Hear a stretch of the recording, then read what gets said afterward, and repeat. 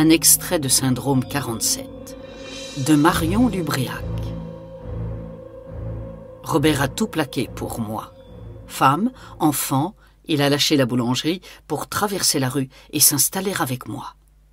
Meurtri, sa femme s'est laissée mourir. Ses enfants ont été placés à l'orphelinat. Robert n'a pas cherché à les récupérer. Il avait l'air de les avoir tous totalement oubliés. Moi, je n'ai rien dit. Ma présence l'envoûtait et ça me convenait parfaitement. J'étais comblé. Il me fascinait. Nous nous sommes mariés très vite dans un autre village pour ne pas alimenter les ragots.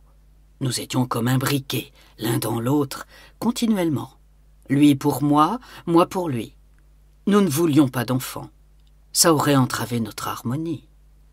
Mais notre maison avait engrangé tous les échos des malheurs passés, toutes les souffrances, les violences, jusqu'au hurlement de tous les damnés qui l'avaient occupé.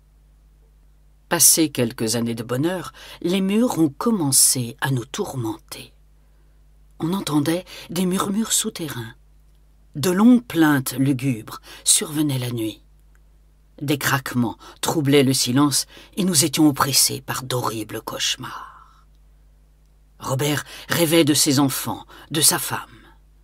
Dans ces cauchemars, sa femme sacrifiait chacun de ses enfants en les égorgeant, un par un, devant ses yeux en criant « Regarde, Robert, l'avenir dont tu as décidé pour eux !»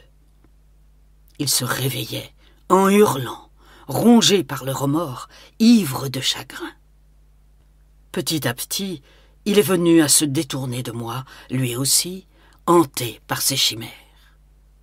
Et puis, l'un comme l'autre, nous avons commencé à voir des moines se promener à la lueur de torches bleuâtres dans les couloirs de la maison et dans les dépendances.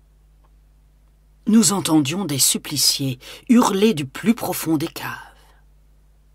Le spectre de ma mère, elle-même m'apparaissait, les yeux lourds de reproches, bras tendus, les mains osseuses et écorchées, défaites, drapée d'un suaire blanc souillé de son propre sang, la moitié de la tête emportée par le choc funeste qui l'avait tuée, bouche grande ouverte, sur un long cri inaudible. Cette vision cauchemardesque m'était insupportable, car je me souvenais de mon impassibilité au moment de sa mort. Rien d'autre que mon amour pour Robert n'importait alors. Je comprenais à présent, avec douleur, tout ce que j'avais perdu en perdant ma mère, elle, si aimante, à cause de mon attitude passionnée et emportée. Je ressentais combien elle me manquait, combien je regrettais mon attitude. Notre vie était devenue infernale, à l'un comme à l'autre. Peu à peu, nous en vînmes à nous reprocher l'un l'autre notre abominable vie de souffrance. À l'extérieur, les gens nous tournaient le dos et nous traitaient comme des pestiférés.